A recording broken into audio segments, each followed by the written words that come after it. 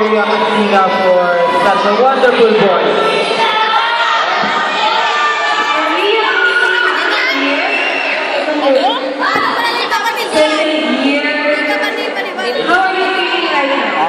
Sobrang tuwa. Tuwa. Masaya daw siya. Sobrang saya niya. Did you prepare enough for this contest? Siya parang magaling. Simula pa lang daw sa competition siya, nag-prepare na talaga siya. Kaya laban sabi mo masaya ka, pero bakit hindi namin masyado nakikita sa mukha mo? Pagod. Bakit ba si, Christina? Bakit ba yung masyado?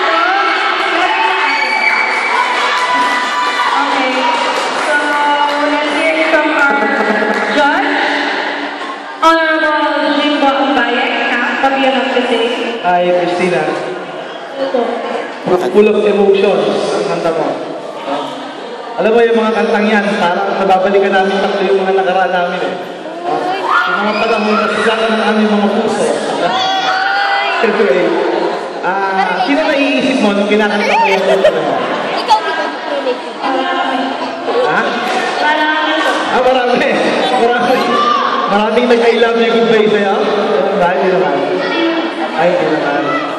Sino ka kumanta niya? Si Liz ba yan? Si Liz yun. Marami nag-revive. Yun.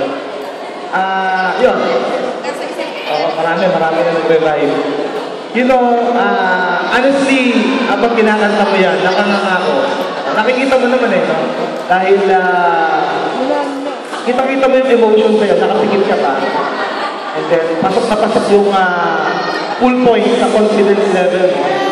And then, when it comes to the quality of voice, pasok pa rin. Sa voice power, pasok pa rin. At talagang feel na feel mo yung kinakanta.